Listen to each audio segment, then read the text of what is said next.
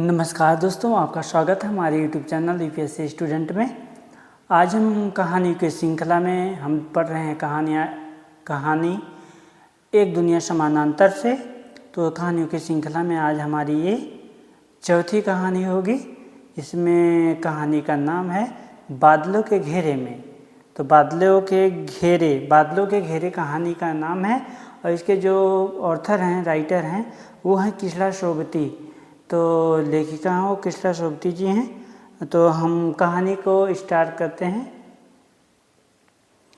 इस कहानी में जो है एक लड़का है, वो जो है एक लड़की से प्यार करता है और वो कुछ दिन अपने किसी रिलेशनशिप में वहाँ पे जाके किसी रिलेशन में जाके रहता है।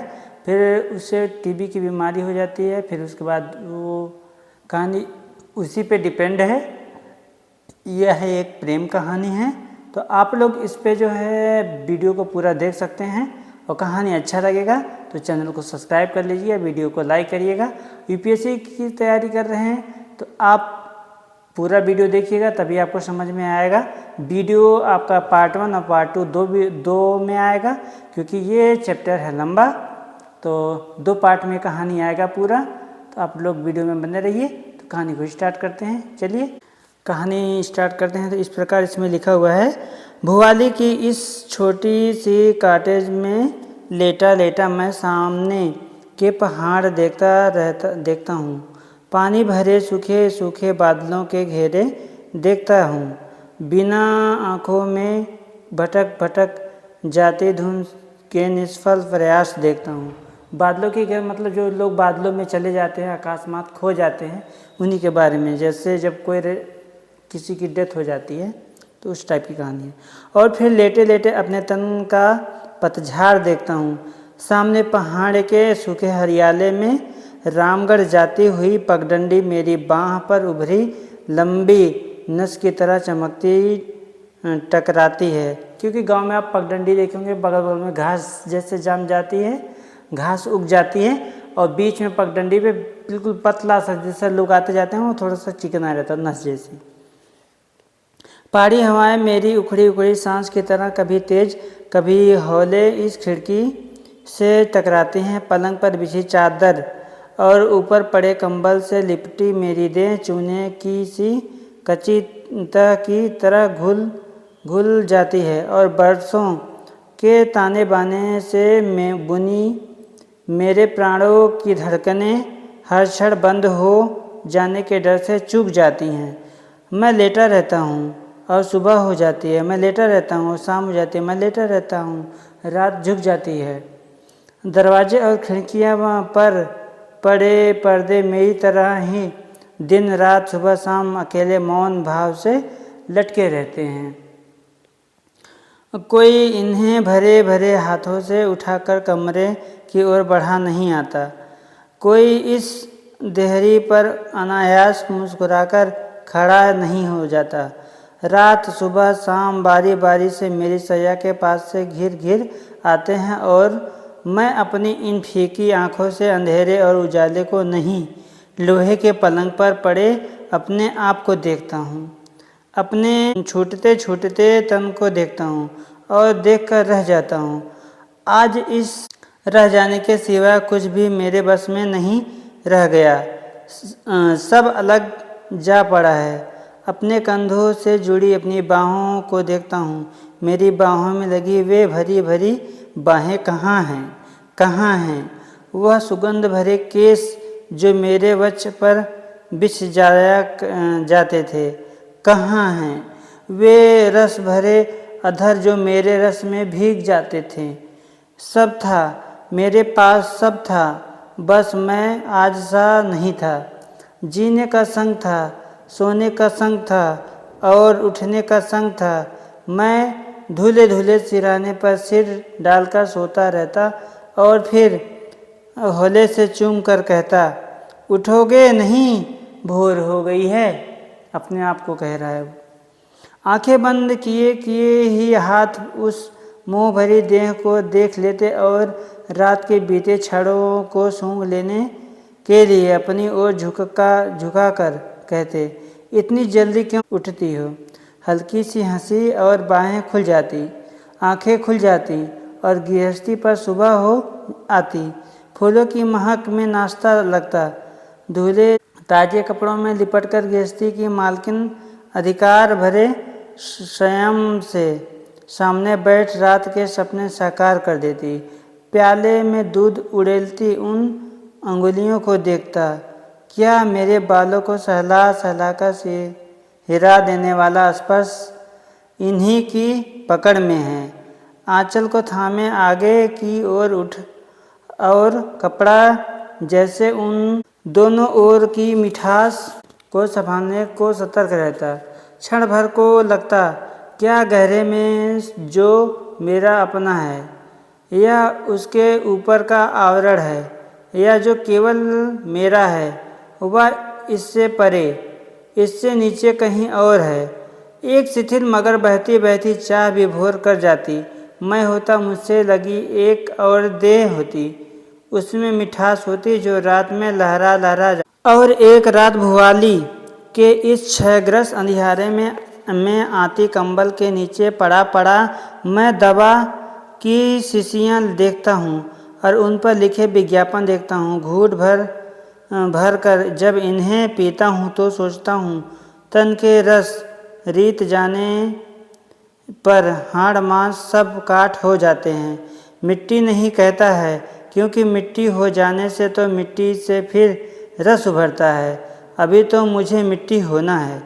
कैसे सरसते दिन थे, तन मन को सहलाते बहलाते उस एक रात को मैं आज के इस शून्य से टटोलता हूँ। सर्दियों के एकांत मौन में एकाएक किसी का आदेश पाकर मैं कमरे की ओर बढ़ता हूँ। बल्ब के नीले प्रकाश में दो अध खुली थकी थकी पलकें जरा सी उठती हैं और बाहें के घेरे तले सोए शिशु को देखकर मेरे चेहरे पर ठहर जाती है, जैसे कहती हो, तुम्हारे आलिंगन को मैं तुम्हारा ही तन देकर सजीव कर दिया हूँ। मैं उठता हूँ, ठंडे मस्तक को अंधेरों से छूकर यह सोचते सोचते उठता हूँ कि जो प्यार तन में जगता है, तन से उपजता है, वही देह पाकर दुनिया में ही भी जाता है। क्योंकि जो है उसको, जो इसमें अभी उसका नाम आएगा वो अभी अज्ञात है, लेकिन उसको जो हुआ है टीबी। तो वो जो है पहाड़ियों में उसको पहले, क्योंकि जैसे टीबी और हैजा का इन सब का जो है इलाज नहीं होता, अभी तो इलाज हो जाता है, पहले नहीं होता था। तो जैसे किसी का किसी को टीबी या किसी हैजा हो गया तो लोग उससे अपने बच्चे को और लोगों को दूर रखते थे। उसको एक कमरे में, जैसे कोरोना में एक कमरे में बंद कर देते थे तो छुआछूत से होता। तो ऐसे इसको, और टीबी जब हो जाता है किसी को तो उसको ठंडा मौसम का मतलब, तो इसलिए इसको जो है पहाड़ी इलाके में ले जाकर रख दिए थे, एकांत रूम में रहता था। तो वही बात बोल रहे हैं। पर कहीं एक दूसरा प्यार भी होता है जो पहाड़ के सूखे बादलों की तरह उठ उठ आता है और बिना बरसे ही भटक भटक कर रह जाता है। वर्षों बीते। एक बार गर्मी में पहाड़ गया था, बुआ के यहाँ पहली बार उन आँखों को देखा था। धुपाती सुबह भी नाश्ते की मेज से उठा तो परिचय करवाते, ना जाने क्यों बुआ का स्वर जरा सा अटका था। सांस लेकर कहा, मन्नू से मिलो रवि। हाँ, रवि है उसका नाम। वो अभी जो ऊपर सारा बोला वो सब रवि था। तो मन्नू से मिलो रवि, 2 ही दिन यहाँ रुकेगी। बुआ के मुख से यह फीका परिचय अच्छा नहीं लगा। मन्नू जो था उसको टीबी हुआ था, तो वो पहले टीबी उसको हुआ था और मन्नू रवि में धीरे धीरे लगाव हो गया था। कहानी में अलग आगे बहुत इंटरेस्टिंग है, आप कहानी को ध्यान से सुनिए। सांस भरकर बुआ का वह 2 दिन कहना किसी कड़ेपन को झेल लेने सा लगा। वह कुछ बोली नहीं, सिर हिलाकर अभिवादन का उत्तर दिया और जरा सा हंस दी। उस दूर दूर लगने वाले चेहरे से मैं अपने को लौटा नहीं सका।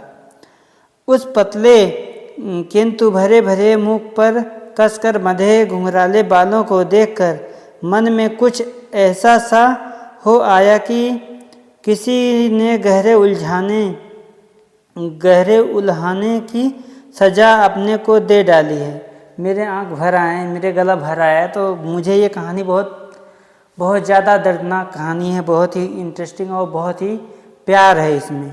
तो इस टाइप की कहानी है, आपको आंसू आ जाएंगे। सब उठकर बाहर आए तो बुआ के बच्चे उस दुबली देह पर पड़े आंचल को खींच स्नेहवश उन बाहों से लिपट गए। मन्नू जी, बुआ किसी काम से अंदर जा रही थी। खिलखिलाहट सुनकर लौट पड़ी। बुआ का हुआ कठिन बाँध और झंझावट को छिपाने वाला चेहरा मैं आज भी भूला नहीं हूँ, रवि कह रहा है। कड़े हाथों से बच्चों को छुड़ाती, ठंडी निगाह से मन्नू को देखती हुई ढीले स्वर में बोली, जाओ मन्नू, कहीं घूम आओ। तुम्हें उलझा कर तो ये बच्चे तंग कर डालेंगे। माँ की खुड़की आंखों में समझकर ये बच्चे एक और हो गए। बुआ के खाली हाथ जैसे झेप कर नीचे लटक गए और मन्नू की बड़ी बड़ी आंखों की घनी पलकें ना उठी ना गिरी, बस एकटक बुआ को ही देखती रह गई। बुआ इस संकोच में उभरी तो मन्नू धीमी गति से फटाक से बाहर हो गई थी। कुछ समझ लेने के लिए आग्रह से बुआ से पूछा, कहो तो बुआ, क्या बात क्या है? बुआ अटकी, फिर झिझक कर बोली, बीमार है। रवि 2 बरस सैनिटोरियम में रहने के बाद अब जेठानी ने वहीं कॉटेज ला दी है, क्योंकि उसको सामान पैक करके वहीं सैनिटोरियम में रखवा देता पहाड़ों। साथ घर का पुराना नौकर रहता है। कभी अकेले जी ऊब जाता है तो 2-4 दिन को शहर चली जाती है। नहीं बुआ, मैं धक्का खाकर जैसे विश्वास नहीं करना चाहता। रवि जब कभी 4-6 महीने बाद लड़की को देखती ही हूँ तो भूख प्यास सब सूख जाती है। मैं बुआ की इस सच्चाई को कुरेद लेने को कहता हूँ। बुआ, बच्चों को एकदम अलग करना ठीक नहीं है। पल भर तो रुक जाती, क्योंकि जो उसकी बुआ थी, वो बुआ के घर पे मन्नू आई थी। तो मन्नू को जो है टीबी था। तो बुआ जो हमेशा अपने बच्चों को उससे दूर हटकर, क्या कर रहे हो यहाँ, जाओ दूर। तो उसको रवि जो है आया था बुआ के घर पे अपने।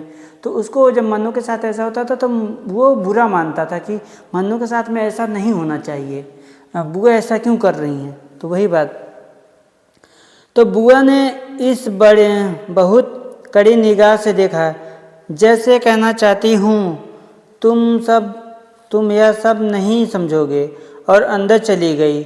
बच्चे अपने खेल में जुट गए थे। बुआ भी चाहती थी कि मतलब मन्नू को उसके साथ ऐसा बर्ताव ना हो, लेकिन अब उसका सिचुएशन ही ख़राब है। तो बच्चों को भी अगर टीबी हो जाएगा तो उनकी भी जान चली जाएगी, इसलिए बुआ ऐसी करती थी। बुआ तो जानबूझ के ऐसा ज़बरदस्ती तो करती नहीं। मैं खड़ा बार बार सिगरेट के धुएं से अपने तन को भय और मन की जिज्ञासा उड़ाता रहा। कितनी घुटन होगी उन प्राणों में, पर हुआ भी तो कुछ गलत नहीं था। उलझा सा मैं बाहर निकला और उतर कर झील के किनारे हो गया। सड़क के साथ और इस ओर छां थी। उछल आती पानी की लहरें कभी धूप से रूपहली हो जाती थी। देवी के मंदिर के आगे पहुंचा तो रुका। जंगले पर हाथ टिकाए झील में नौका की दौड़ देखता रहा। बलिष्ठ हाथों से चप्पू थामे कुछ युवक तेज रफ्तार से तल्ली ताल की ओर जा रहे थे। पीछे की किश्ती में अपने तन मन के बेखबर और प्रौढ़ बैठा ऊँघ रहा हूँ हैं। इसके पीछे बोट क्लब की कश्ती में विदेशी युवतियाँ, फिर और 2-4 पाल वाली नौकाएं।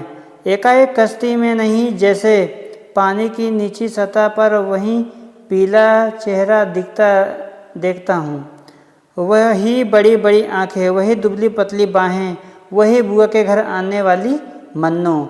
2-4 बार मन ही मन नाम दोहराता हूँ, मन्नू। लगता है मैं ऊंचे किनारे पर खड़ा हूँ। मन्नू से इसको अब धीरे धीरे प्रेम हो गया था और पानी के साथ साथ मन्नू बही चली जा रही है। खींचे घुघराले बाल, अनझपी पलकें, पर बुआ कहती थी बीमार है मन्नू, मन्नू बीमार है। जंगले पर से हाथ उठाकर बुआ के घर की दिशा में देखता हूँ।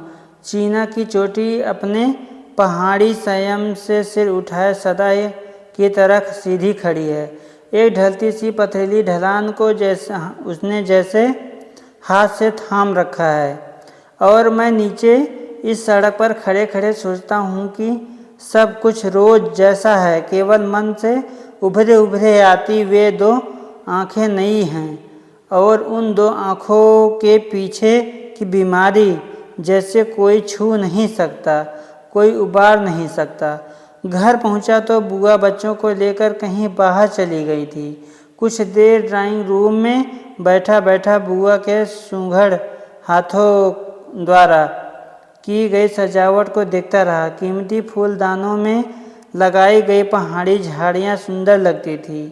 कैबिनेट पर बड़ी फ्रेम में लगे परिवार चित्र के आगे खड़ा हुआ तो बुआ के साथ खड़े फूफा की ओर देखकर सोचता रहा कि बुआ के लिए इस चेहरे पर कौन सा आकर्षण है जिससे बधी बधी वह दिन रात वर्ष मास अपने को निभाती चली आती हैं।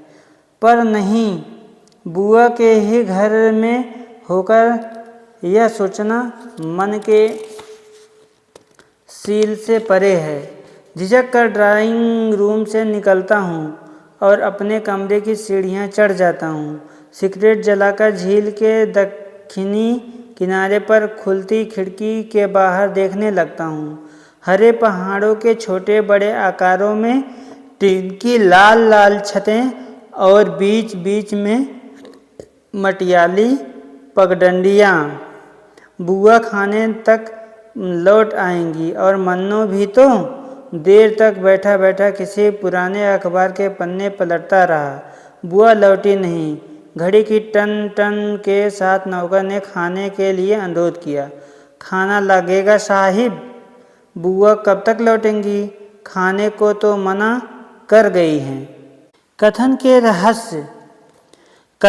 रहस्य को मैं इन अर्थहीन सी आंखों से पढ़ जाने के प्रयत्न में रहता हूँ।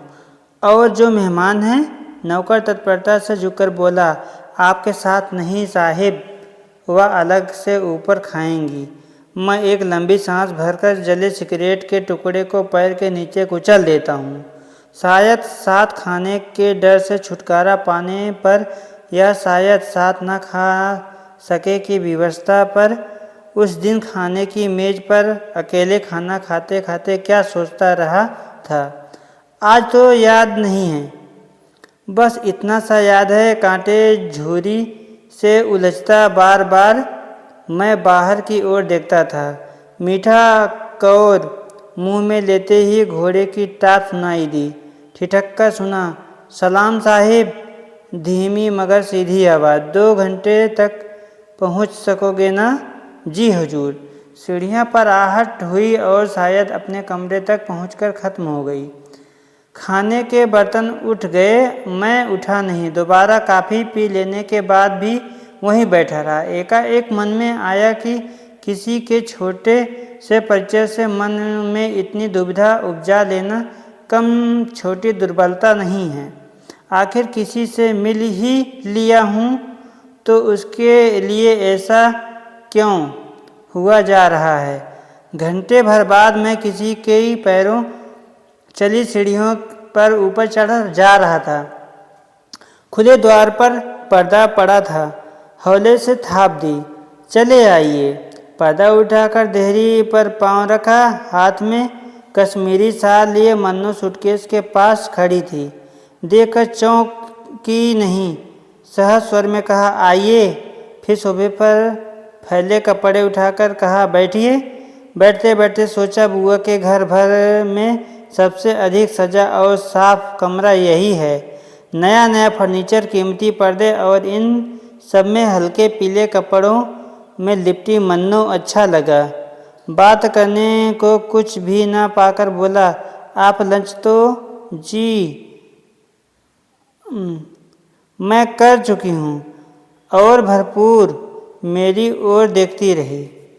मैं जैसे कुछ कहलवा लेने को कहता हूँ, बुआ तो कहीं बाहर गई हैं।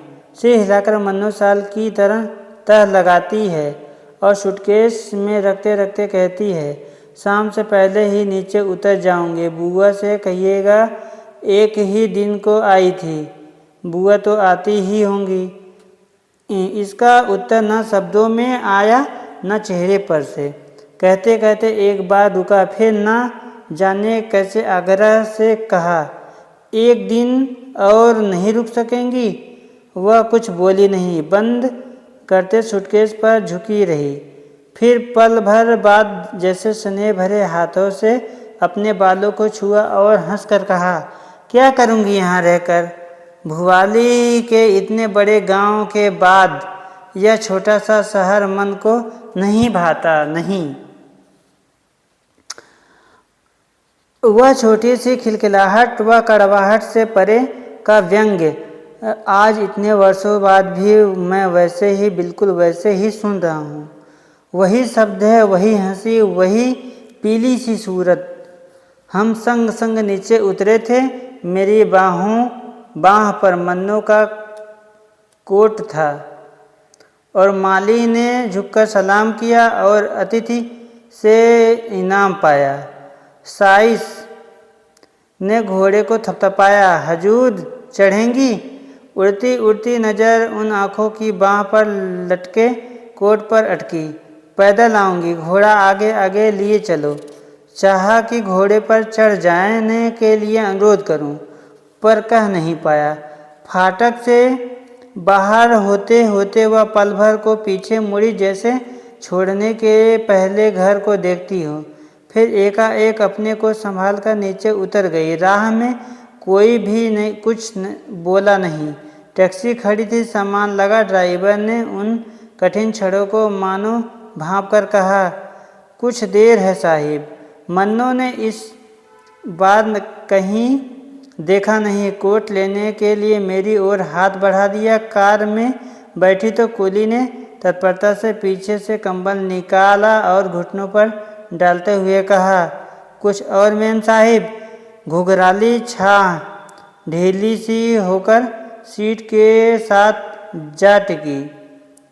घुटनों पर पतली पतली सी विवश बाहें फैलाते हुए धीरे से कहा, नहीं नहीं, कुछ और नहीं, धन्यवाद। अधखुले कांच में से अंदर झांका। मुख पर थकान से चिन्हित थे, बाहों में मछली मुखी कंगन थे। आंखों में क्या था यह मैं पढ़ नहीं पाया। वह पीली पतझड़ी दृष्टि उन हाथों पर जमी थी जो कंबल पर एक दूसरे से लगे मौन पड़े थे। कार स्टार्ट हुई, मैं पीछे हटा और कार चल दी। विदाई के लिए ना हाथ उठे ना अधर हिले। मोड़ तक पहुंचाने तक पीछे के शीशे से सादगी से बांध बालों का रिबन देखता रहा और देर तक वह दर्दीले धन्यवाद की गूंज सुनता रहा। नहीं नहीं, कुछ और नहीं। वे पल अपनी कल्पना से आज भी लौटाता हूँ तो जी को कुछ होने लगता है। उस कार को भगा ले जाने वाली सूखी सड़क से घूमकर मैं ताल के किनारे किनारे चला जा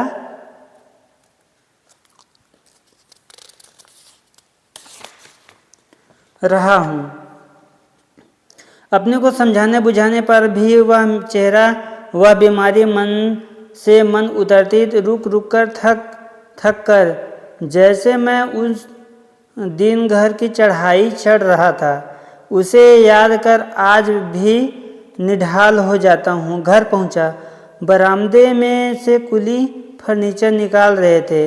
मन धक्का खाकर रह गया तो उस मन्नो के कमरे की सजावट, सुख सुविधा सब किराए पर बुआ ने जुटाए थे। दोपहर में बुआ के प्रति जो कुछ जितना भी अच्छा लगा था वह सब उल्टा हो गया। आगे बढ़ा तो द्वार पर बुआ खड़ी थी। देह से मुझे देख और पास होकर फीके गले से कहा, रवि मुंह हाथ धो डालो, सामान सब तैयार मिलेगा, वहाँ जल्दी लौटोगे ना? चाय लगने को ही है। चुपचाप बाथरूम में पहुँच गया, सामान सब था। मुंह हाथ धोने से पहले गिलास में ढककर रखे गर्म पानी से गला साफ किया। ऐसा लगा किसी की घुटी घुटी जकड़ में से बाहर निकल आया हूँ। कपड़े बदलकर चाय पर जा बैठा। बच्चे नहीं, केवल बुआ थी।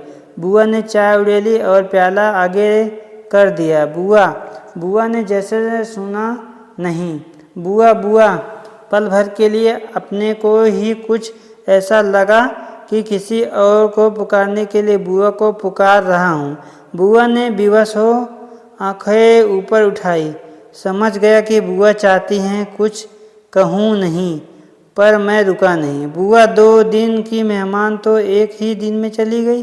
सुनकर बुआ चम्मच से अपनी चाय हिलाती रही, कुछ बोली नहीं। इस मौन से मैं और भी निर्दयी हो गया। कहती थी, बुआ से कहना मैं एक ही दिन को आई थी। इसके आगे बुआ जैसे कुछ और सुन नहीं सकी। गहरा लंबा श्वास लेकर आहत आंखों से मुझे देखा। तुम कुछ और नहीं कहोगे रवि? और चाय का प्याला वहीं छोड़ कमरे से बाहर हो गई। उस रात दौरे से फूफा के लौटने की बात थी। नौकर से पूछा तो पता लगा 2 दिन के बाद आने का तार आ चुका है। चाहा एक बार बुआ के कमरे तक हो आऊं, पर संकोच बस पांव उठे नहीं। देर बाद सीढ़ियों में अपने को पाया तो सामने मन्नू का खाली कमरा था। आगे बढ़कर बिजली जलाई, सब खाली था। ना पर्दे, ना फर्नीचर, ना मन्नू।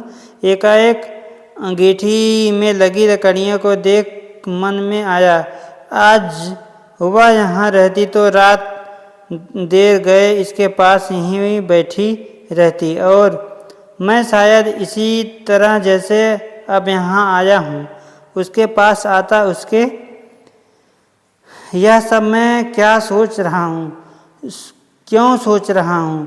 किसी अनदेखे भय से घबराकर नीचे उतर आया। खिड़की से बाहर देखा, अंधेरा था। सिरहाना खींचा, बिजली बुझाई और बिस्तर पर पड़े पड़े भुआली की वह छोटी सी कॉटेज देखता रहा जहाँ अब तक मन्नू पहुँच गई होगी।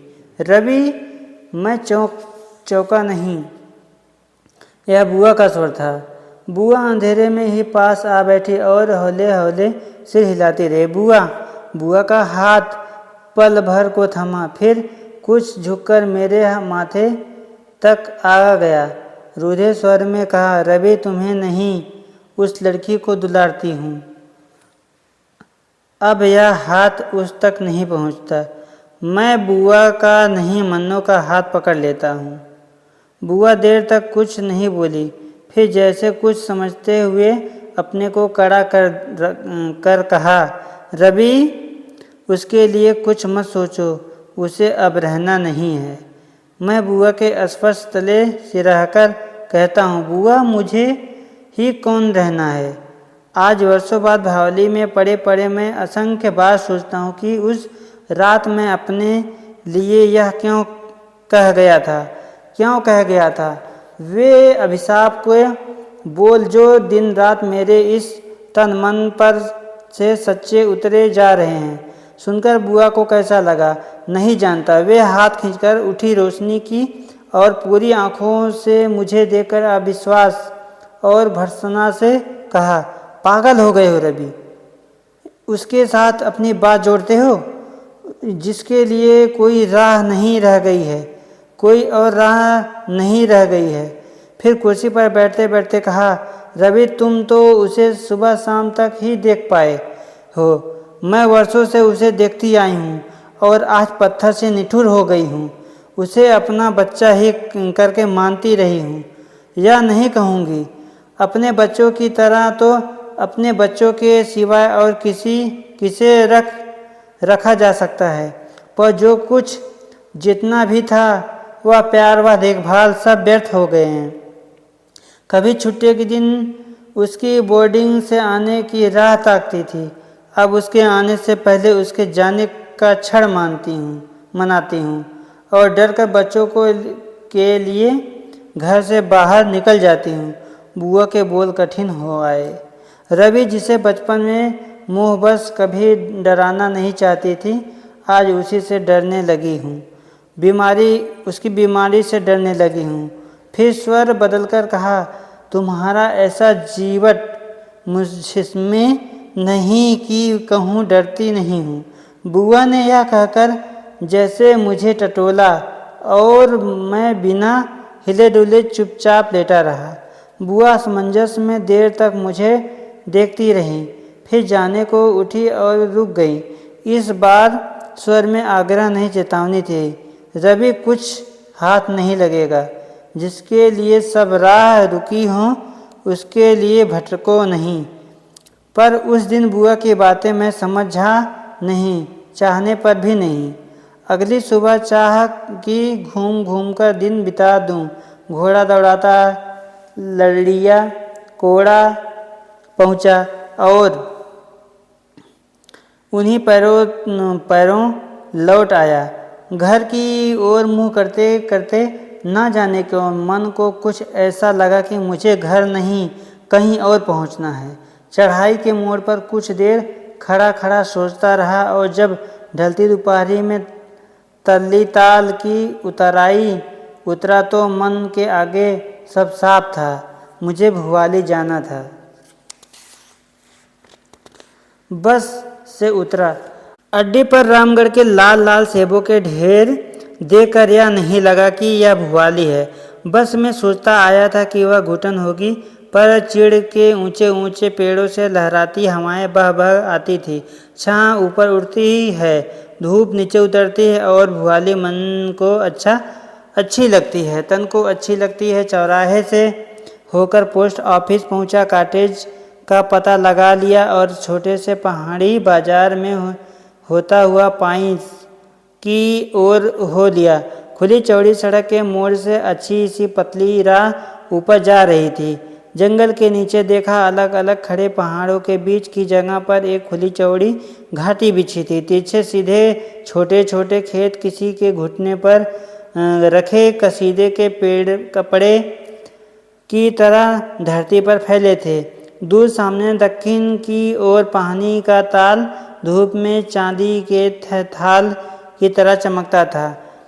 इस पहली बार भुवाली आने के बाद मैं एक बार नहीं कई बार यहाँ आया, लौट कर यहाँ आया, पर उस आने जैसा आना तो फिर कभी नहीं आया।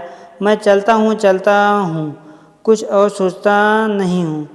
ना यह सोचता हूँ कि मन्नों के पास जा रहा हूँ, ना यह सोचता हूँ कि मैं जा रहा हूँ, बस चला जा रहा हूँ। पेड़ के तने पर लिखा है पाइंस। लकड़ी का फाटक खोलता हूँ और गमले की कतार के साथ साथ बरामदे तक पहुँच जाता हूँ। कारपेट पर हौले हौले पाँव रखता हूँ कि कम आवाज़ हो। द्वार खटखटाता हूँ और झुकी कमर पर अनुभवी चेहरा इधर बढ़ा आता है। जान लेता हूँ कि यह पुराना नौकर है, घर में है। बिटिया को पूछते हो बेटा? मैं सिर हिलाता हूँ। बिटिया नीचे ताल को उतरी थी, लौटती ही होगी। मैं बाहर खुले में बैठा बैठा प्रतीक्षा करता हूँ। मन्नू अब आ रही है, आने वाली है, आती ही होगी। थककर फाटक की ओर पीठ कर लेता हूँ। जब यह सोचूंगा कि वह देर से आएगी तो वह जल्दी आएगी। घोड़े की टाप सुन पड़ती है। अपने को रोक लेता हूँ और मुड़कर देखता नहीं। बाबा पुकार का सा स्वर लगा कि दो आंखों मेरी पीठ पर है। उठा, बढ़कर मन्नों की ओर देखा। आंखों में ना आश्चर्य था, ना उत्कंठा थी, ना उदासीनता ही, बस मन्नों की ही आंखों की तरह वह दो आंखें मेरी ओर देखती चली गई थी। बाबा। बूढ़ा नौकर लपक कर घोड़े के पास आया और लाड़के से स्वर से बोला, उतरो बिटिया, बहुत देर कर दी, और हाथ आगे बढ़ा दिया। मन्नू सहारा लेकर नीचे उतरी। तनिक अम्मा को तो बुलाओ। बाबा, मेरा जी अच्छा नहीं है। सुख तो है बिटिया, चिंता का। यह स्वर सुनकर बिटिया जरा सा हंस दी, फिर रुककर लंबी सांस भरकर बोली, अच्छी भली हूँ बाबा, बड़ी अम्मा से कहो बिछौना लगा दे। बाबा ने बिटिया के लिए कुर्सी खींच दी, फिर सहमकर पूछा, बिटिया लौटोगी? हाँ बाबा। इस बार मन्नू ने झिझक से बाबा की ओर नहीं देखा नहीं, जैसे कोई अपराध बन गया आया हो। फिर मेरी ओर झुककर कहा, क्या बहुत देर हुई? नहीं, मैं सिर हिलाता हूँ। फिर आंखें नहीं, ठहर कर अधिकार से पूछता हूँ, क्या जी अच्छा नहीं? मन्नू ने पल भर में को थकी थकी पलकें मूंद ली और कुछ बोली नहीं। बूढ़ी दासी दौड़ी दौड़ी साल लिए आई और कंधों पर ओढ़कर जैसे अपने को ही दिलासा देने के लिए कहा, मन्नू ख्याली क्यों घरवाने लगी? अभी तक ठीक हुआ जाता है, इसके लिए चाय भेजो। मन्नू एकदम कुछ कह नहीं पाई, फिर कुछ सोचकर बोली, अम्मा पूछ देखो पिएंगे तो नहीं? मैं कुछ ठीक ठीक समझा नहीं, व्यस्त होकर कहा, नहीं नहीं, मुझे अभी कुछ भी पीना नहीं है। मन्नू ने जैसे ना सुना ना मुझे देखा ही। फिर जैसे अम्मा को मेरे परिचय की गंभीरता जताने के लिए पूछा, चाची तो अच्छी हैं, पर चाचा लौटे तो ना होंगे? बड़ी माँ झट समझ गई, मन्नू की चाची के यहाँ से आया हूँ। बोली, बेटा आने की खबर देते तो मन्नू के लिए कुछ मंगवा लेती। बड़ी माँ, अंदर जाके देखो ना, मैं थकी हूँ, अब बैठूंगी नहीं। मैं लज्जित सा बैठा रहा, कुछ फल ही लिए आता। मन्नू कुछ देर मेरे चेहरे पर मेरा मन पड़ती रही, फिर धीमे से बोली, मानो मुझे नहीं अपने को कहती, यहाँ ना कुछ लाना ही ठीक है, ना यहाँ से कुछ ले ही जाना। मैं अपनी नासमझी पर पछता कर रह गया। मन्नू अंदर चली तो मैं भी साथ हो लिया। कमर उठाकर बड़ी माँ ने बिटिया को लिटाया, बाल ढीले करते करते माथे को छुआ और मेरे लिए कुर्सी पास खींचकर बाहर हो गई। मन्नू मन्नू मन्नू मन्नू बोली नहीं। दुबली सी बाँ तनिक सी आगे की ओर एकाएक कुछ सोचकर पीछे खींच ली। आज जब स्वयं भी मन्नू सा बन गया हूँ, सो बार अपने को नछावर कर उसी क्षण को लौटा लेना चाहता हूँ। मैं कुर्सी पर बैठा बैठा क्यों उस बाँह को छू नहीं सका था, क्यों उस हाथ को सहला नहीं सका था। उमड़ते मन को किसी ने जैसे जकड़कर वहीं उस कुर्सी पर ठहरा लिया था। क्या था उस झिझक में, क्या था उस झिझकने वाले मन में? रहा होगा यही भय, रहा होगा जो अब मुझ में मेरे परिजनों को दूर रखता है।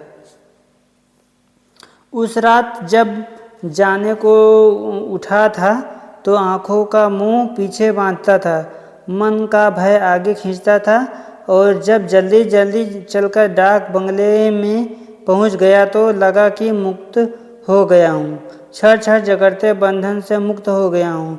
उस अभागी रात में जो मुक्ति पाई थी वह मुझे कितनी फली चाहता हूँ। आज एक बार मन्नू देखती तो कह रहा, मन्नू जैसी अब हालत मेरी हो गई है। बुआ उस दिन मन्नू से हमें क्यों अलग कर रही थी, क्यों बच्चों को अलग कर रही थी, बुआ उसे क्यों बोल रही थी कि 2 ही दिन मन्नू को रहना है, वो चीज़ें अब मुझे समझ में आई। अब मेरे परिजन मुझसे अलग हो गए हैं, मैं अकेला एक रूम में पड़ा हूँ। इसका कहने का मतलब यही है रवि का। अब इसमें कह रहा है, रात भर ठीक से सो नहीं पाया, बार बार नींद में लगता कि भुवाली में सोया हूँ। वही पाइंस की बड़ी बड़ी खिड़कियाँ वाला कमरा है। मन्नू के पलंग पर लेटा हूँ और पास पड़ी कुर्सी पर बैठी बैठी मन्नू अपनी उन्हीं 2 आँखों से मुझे निहारती है। कह रहे कि जिस रूम में मन्नो रहती थी, जब मन्नो को टीबी हुआ था तो वहाँ पे जिस रूम में रखा गया था उसी रूम में अब रवि को रखा गया है, और जिससे बैठता था वो सारी यादें जुड़ी हुई है। तो वो आ रहा है, जिस पलंग पे मन्नो सोती थी उसी पे अब ये सो रहा है रवि। तो मैं हाथ आगे करता हूँ और थोड़ा सा हंसकर सिर हिलाती हुई कहती है, नहीं, इसे कंबल के नीचे कर लो, अब इसे कौन छुएगा। मन्नो कुछ कहती नहीं, हंस भर देती है। रात भर इन दुस्वप्नों से में भटकने के बाद जगा तो बुआ दिख पड़ी। कुछ हाथ नहीं लगेगा रवि। उस सुबह फिर मैं रुका नहीं, ना डाक बंगले में ना भुआली में। बस के अड्डे पर पहुंचा तो धूप में बुझी बुझी भुआली मुझे भयावनी लगी। एक बार जी को टटोला, पाइंस नहीं, कुछ नहीं, लौट जाओ। घर पहुंचकर बुआ मिली। कड़ी चेतावनी वाला खींचा खींचा चेहरा था। भरपूर मुझे देखकर मैं जैसे सांस रोके पूछा, कहाँ थे कल? रानी खेत तक गया था, बुआ कह तो जाते। मैं ना जाने किस उलझन में कह गया।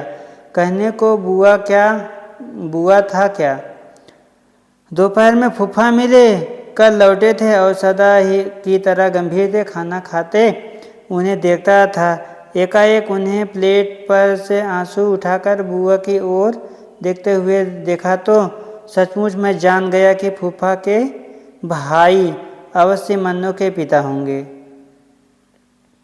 दृष्टि में वही ठहराव था, वही अचलनता थी। फूफा ने खाने पर से उठते उठते उजले से स्वर में मुझसे पूछा, रवि, बुआ तुम्हारी लखनऊ तक जाना चाहते हैं, पहुंचा आ सकोगे?